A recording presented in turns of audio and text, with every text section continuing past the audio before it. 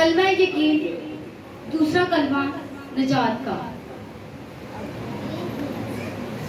لوکا 23 باب اس کی 43 آیت۔ اس نے اس سے کہا، میں تم سے سچ کہتا ہوں کہ آج ہی تو میرے ساتھ فردوس میں ہوگا۔ جب ہم دوسرے کلمہ پر غور کرتے ہیں تو یہ کتنی عجیب بات ہے کہ اپنے مرنے سے قبل یسوع کا آخری عمل یہی تھا کہ ایک جان کو ابدی موت سے بچا کر اس سے آسمان پر جلالی مستقبل کا وعدہ کرے۔ کلوری کے مقام پر کھوپڑی کی جگہ یسوع مسیح دو ڈاکوؤں کے درمیان لٹکے ہوئے ہیں، اور اس طرح کی سزائے ہجوم کے لیے عام تھی۔ اس میں سے اکثریت ان لوگوں کی تھی جو چند لمحات قبل صلیب دے کے نعرے لگا رہے تھے۔ یسوع کی آواز نے ہوا کو بھر دیا۔ سپاہی، سردار کاہن اور شرائع کے معلم اور ہجوم یسوع کو ملامت کر رہے تھے۔ ایک ڈاکو کو بھی بیچ میں شامل کیا۔ کیا تو مسیح نہیں ہے؟ ہمیں اور اپنے آپ کو بچا۔ یہ ڈاکو کے الفاظ تھے کہ وہ یسوع مسیح سے مخاطب ہوتے ہوئے کہتا کہ تو ہمیں بھی بچا اور خود بھی بچ۔ دوسرے ڈاکو نے اس زیادتی کو روکتے ہوئے کہا، کیا تو خدا سے بھی نہیں ڈرتا؟ ہم تو واجبی سزا پا رہے ہیں، لیکن اس نے تو کوئی گناہ نہیں کیا۔ جب دوسرا ڈاکو یہ بیان کرتا ہے کہ اب تو مسیح ہے تو ہمیں بچا، تو دوسرا ڈاکو اس سے مخاطب ہوئے یہ کہتا ہے کہ ہم تو واجبی سزا پا رہے ہیں کیونکہ ہم گناہ کرتے ہیں انسان ہونے کے خاطر اور ہم سزا کے لائق ہیں، لیکن اس نے تو کوئی گناہ نہیں کیا جو یہ سزا بھگت رہا ہے۔ دوسرا ڈاکو ہمیں یہ دکھاتا ہے کہ نجات کے لیے ہمیں کس چیز کی ضرورت ہے۔ اس بات کا احساس دلاتا ہے کہ یسوع کون ہے، اور یہ پہچان کراتا ہے کہ ہم نے غلطیاں کی ہیں۔ اس مرتے ہوئے ڈاکو نے پہچانا کہ یسوع ہی خدا کا مسیح ہے۔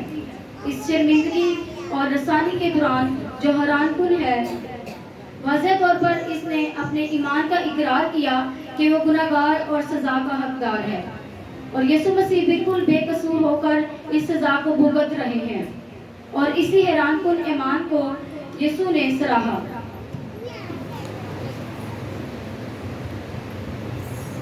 موسم بہار میں یروشلم سے باہر 3 افراد کو جب صلیبوں پر لٹکایا گیا تو اس واقعے نے انسانی تاریخ کو دھارا بدل کر دکھ دیا۔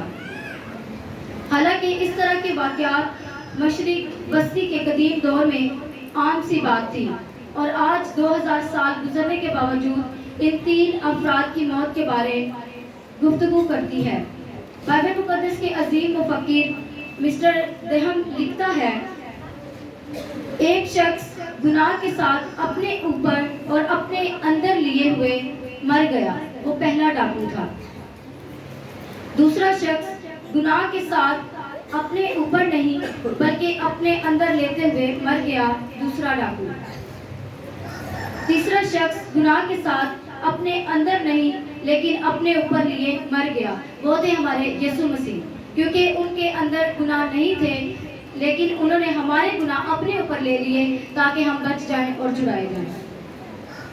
ایک گناہ کے ساتھ اپنے اوپر اور اپنے اندر لیے ہوئے مر گیا۔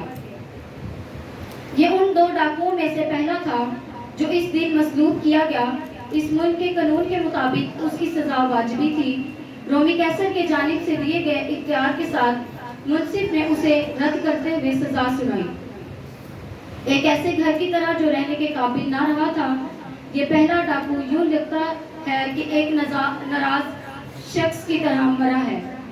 غالباً وہ اپنے پکڑے جانے پر ناراض تھا، اس منصف سے ناراض تھا جس نے سزا سنائی تھی، یا پھر ان سب سے جنہوں نے اسے مایوس کر دیا تھا، اور یوں لگتا ہے جیسے وہ سب سے زیادہ اس وقت یسوع نام کے شخص سے ناراض ہے جو بے قصور اس کے ساتھ لٹکا ہوا ہے۔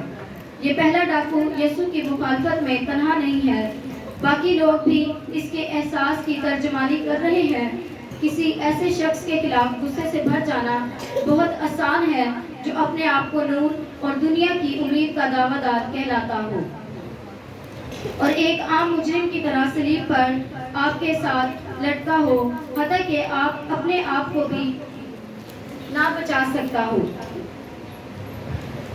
یسوع سے ناراض ہے کہ وہ اپنے آپ کو اور کسی دوسرے کو بچانے کے قابل بھی نہیں ہے۔ یہ پہلا ڈاکو گناہ کو اپنے اوپر اور اپنے اندر لیتے ہوئے مر گیا۔ اب غور کرتے ہیں دوسرے ڈاکو پر۔ ایک گناہ کو اپنے اندر لیے ہوئے لیکن اتار کر مر گیا۔ اسی دن ایک اور ڈاکو کو مصلوب کیا گیا۔ پہلے تو وہ بھی انہی لوگوں میں شامل ہو گیا جو یسوع کا مذاق اڑاتے اور اسے تانے دے رہے تھے۔ ایک لمحہ کے لیے اس نے بھی یسوع کو ابھارا کہ وہ اگر واقعی مسیح ہے تو انہیں بھی بچا لے اور خود بھی صلیب سے اتر آئے۔ متی 27 باب اس کی 37 سے 44 آیت تک۔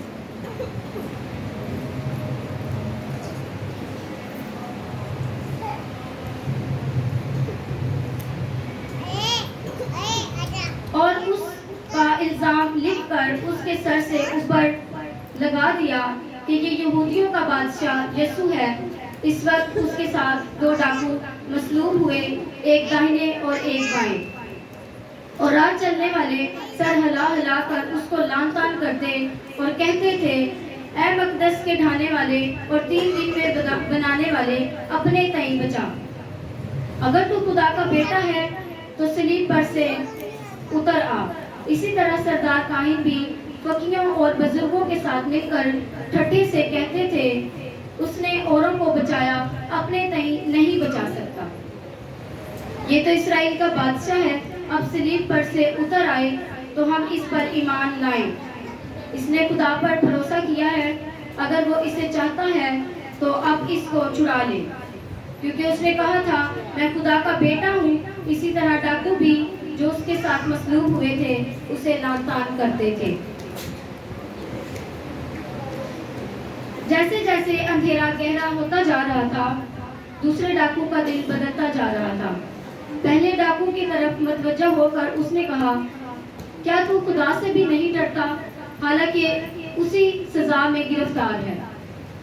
اور ہماری سزا تو واجبی ہے کیونکہ اپنے کاموں کا بدلہ پا رہے ہیں، لیکن اس نے کوئی بیجا کام نہیں کیا۔ پھر اس نے کہا، اے یسوع، جب تو اپنی بادشاہی میں آئے تو مجھے یاد کرنا۔ یسوع نے جواب دیا، میں تجھ سے سچ ہی کہتا ہوں کہ آج ہی تو میرے ساتھ فردوس میں ہوگا۔ آج تک تحریر کی گئی دنیا کی اہم ترین گفتگو میں سے ایک ہے۔ یہ چند الفاظ بیان کرتے ہیں کہ باقی ماندہ نیا عہد نامہ کیا کہتا ہے۔ گناہوں کی معافی اور ابدی زندگی ہر اس شخص کو حاصل ہے جو یسوع پر ایمان رکھتا ہے، نہ کچھ زیادہ اور کم۔ صرف اور صرف یسوع پر ایمان ہماری ابدی زندگی کا یقین ہے۔ دوسرے ڈاکو کے پاس اپنی زندگی سنوارنے کا وقت نہیں تھا۔ اس کے پاس سوائے اس کے کہ وہ یسوع پر ایمان لائے کوئی وقت نہیں تھا۔ اس عمل میں اس نے اس ساری تصویر کو واضح کر دیا کہ خدا کے ابدی خاندان میں شامل ہونے کے لیے کیا کرنے کی ضرورت ہے۔ ایمان کے سادہ سے اظہار کے ذریعے یسوع نے اسے معافی کا یقین دلایا۔ یہ دوسرا ڈاکو اپنے اندر لیے لیکن اپنے اوپر سے گناہ کو اتار کر مر گیا۔ آسمانی منصف نے اس دوسرے ڈاکو کے کندھوں سے گناہ اتار کر یسوع کے اوپر رکھ دیا، جو سارے جہان کا گناہ اٹھا کر لیے جا رہا تھا۔ ایک اپنے اندر نہیں لیکن اپنے اوپر گناہ کو لیے مر گیا۔ یسوع سارے جہان کا گناہ اپنے اوپر لادے ہوئے تھا۔ وہ ساری دنیا کے گناہوں کا بوجھ اپنے اوپر لیے مر گیا، لیکن اس کی اپنی ذات میں کوئی گناہ نہیں تھا۔ 3 دنوں کے بعد وہ مردوں میں سے جی اٹھا، یہ دکھانے کے لیے کہ اس کی موت ایک المیہ ضرور تھی لیکن غلطی نہیں تھی۔ زخموں کے نشان لیے لیکن جی اٹھے بدن کو یسوع نے اپنے سینکڑوں شاگردوں کو دکھایا کہ وہ تمام ثبوت فراہم کیے ہیں کہ وہ ایمان لائیں کہ اس نے اب ان کی موت اپنے اوپر لے لی ہے۔ خدا کی عدالت کا غضب جو ہم پر آنا تھا وہ اس نے برداشت کیا ہے۔ اس میں حیرانگی کی ایک بات یہ ہے کہ یہ ہماری کہانی ہے۔ ہم وہاں تھے کیونکہ وہاں ہماری جگہ پر خدا موجود تھا جو ہمارے گناہ اپنے اوپر لیے ہوئے تھا۔ ہم سب وہیں تھے کیونکہ ہم بھی ہاتھ پہلے ڈاکو کی طرح یا پھر دوسرے ڈاکو کی طرح رد عمل کا اظہار کریں گے۔ لفظوں سے فرق نہیں پڑتا لیکن ایمان سے ضرور فرق پڑتا ہے۔ اگر آپ کے پاس ایمان نہیں ہے تو خدا سے مانگیے کہ وہ آپ کو ایمان دے۔ لہٰذا ہم بھی انجیل کو سمجھنے کے قابل نہیں ہو سکیں گے جب تک ہم اسے ایک جملے میں نہ سمجھ لیں۔ کسی بھی چیز کو ایک جملہ میں سمجھنے کا مطلب ہے ہم اس کی ضروری عناصر کو کتنی آسانی سے سمجھ سکتے ہیں۔ جب کبھی ہم اپنے آپ سے یہ سوال کرتے ہیں کہ نجات کے بنیادی خط و قول کیا ہیں تو ہمیں یسوع مسیح کے ان الفاظ کو یاد کرنا ہوگا جو صلیب پر کہے گئے، میں تم سے سچ کہتا ہوں کہ آج ہی تو میرے ساتھ فردوس میں ہوگا۔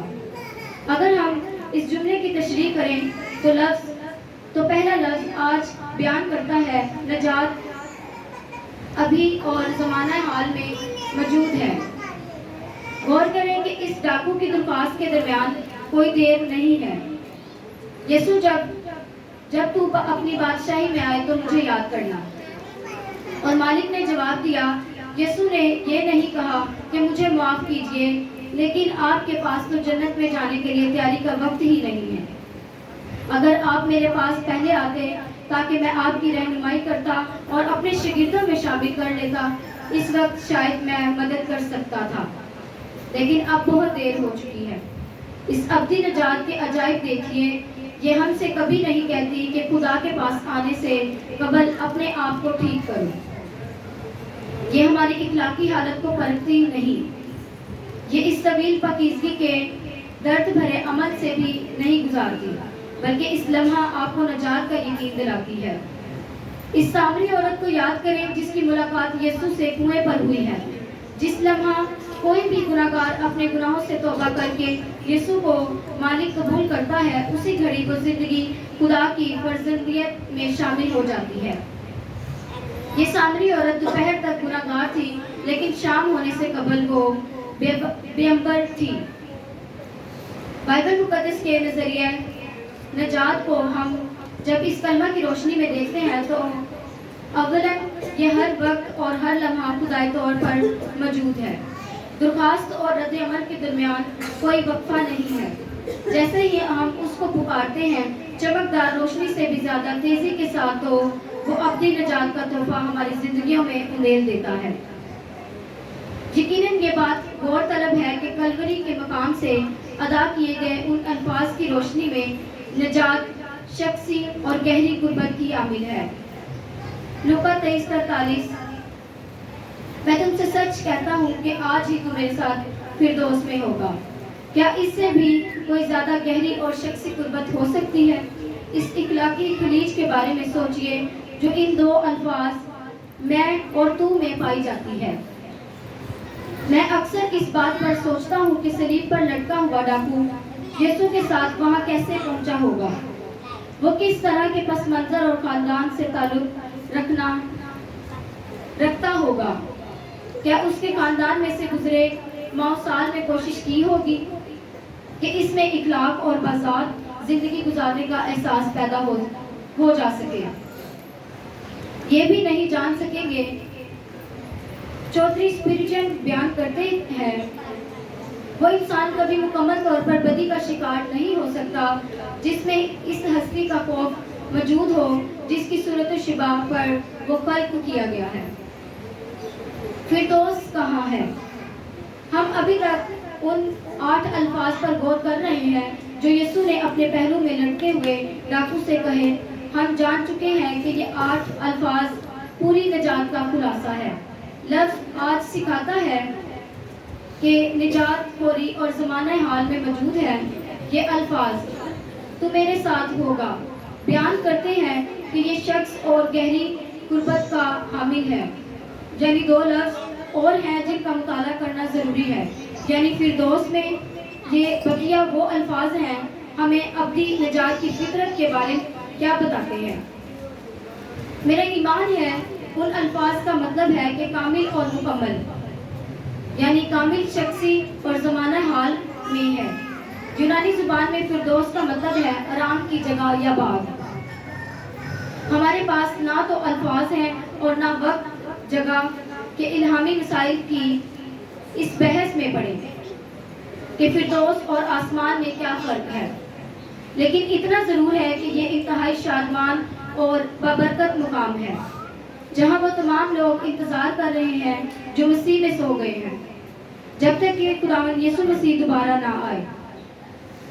سادہ سی بات یہ ہے کہ مرنے کے بعد ہم سب وہاں یسوع مسیح کے ساتھ ہوں گے۔ نجات کا آغاز غیر کامل دنیا سے ہوتا ہے، لیکن اختتام ایک مکمل اور کام کی جگہ پر ہوگا۔ مجھے اس بات کا یقین کے ساتھ زندگی گزارنی ہے کہ میں وہاں ہوں گا جہاں یسوع مسیح ہوں گے، اور میرے لیے اتنا کافی ہے۔ جنت الفردوس کے وعدے ہم اس کہانی کے ساتھ اختتام پذیر کرتے ہیں جو ہمیں اپنی حالت سمجھنے میں مدد فراہم کرے گی۔ خداوند آج اس دوسرے کلمے کے وسیلہ سے آپ سبوں کو برکت دے۔ آئیے ہم وقت کو مخلوط رکھتے ہوئے کوشش کریں گے کہ